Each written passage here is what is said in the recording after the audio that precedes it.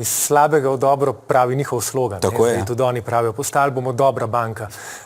Po desetletju, ne vem, če lahko koga prepričajo, imamo številne sporne prakse, od pošiljanja zdravih podjetij, kot je T2 v stečaj, do prodajanja zemljišč posrednikom, kot je bil primer KLI Logatec, kjer je posrednik potem v enem dnevu zaslužil €1 milijon, 700, do astronomskih prihodkov, plač direktorjev v slabi banki, še zdaj imajo nekje blizu 17 tisoč, nekoč je imel direktor celo 37 tisoč evrov plače.